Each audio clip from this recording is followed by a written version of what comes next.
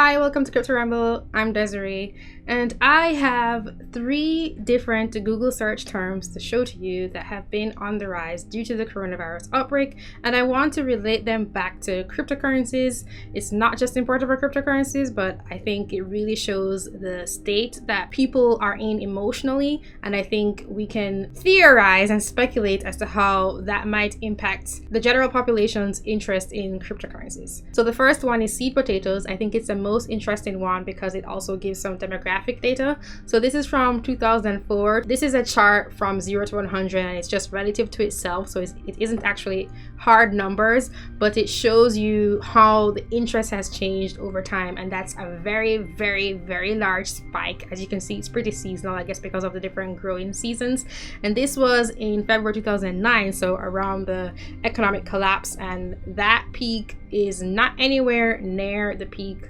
for our current time right now. And then also I wanted to show you organic seeds. People are interested in that too, and how to grow potatoes.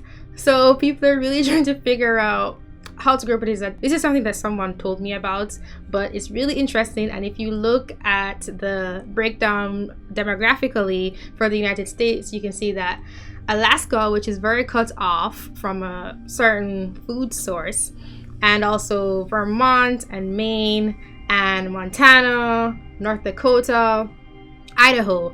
I don't think we're really going to have a food shortage, but if we were, I think the cities would need to be most worried about what might happen to their food supply. So I definitely think it's interesting that they're not showing much worry themselves. So what does this mean for cryptocurrencies? I think that these charts show us the state of the United States population in general, and that they are worried about food security. And I think this is important because this is showing preparedness. So they're starting to think long term. You know, people might be worried about long-term solutions for issues that are currently being faced. When we saw that crash with Bitcoin and other cryptocurrencies, when people first started taking the pandemic seriously, I think that was everyone worried about liquidity, and it was a panicked response.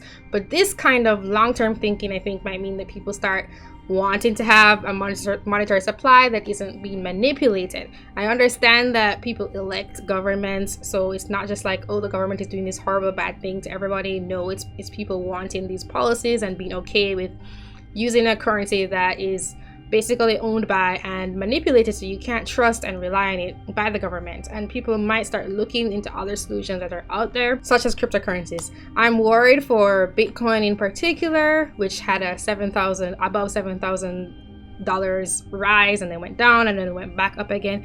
I'm worried about it not being able to actually handle the volume that might be coming through, like in 2017. I always mention that.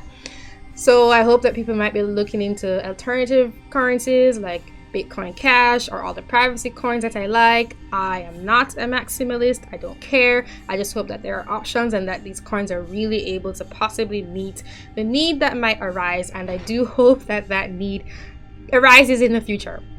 So this was just really interesting. I thought you might want to know. I think it says a lot about where people's heads are really at, and not just like what you're seeing on the news. I'm sure there are plenty other search terms that have broken out like this that you can look into, but the seed potato thing, by the way, it's a good idea to get potatoes. You can live on them for a while. I'm going to talk about this on my other channel as well, but not with the cryptocurrency bent to it. So just wanted to share that. Thanks for watching, and if you're new to this channel, subscribe. If you like the content, let me know what you think. And yeah, interesting times we're in. Stay safe out there. Bye.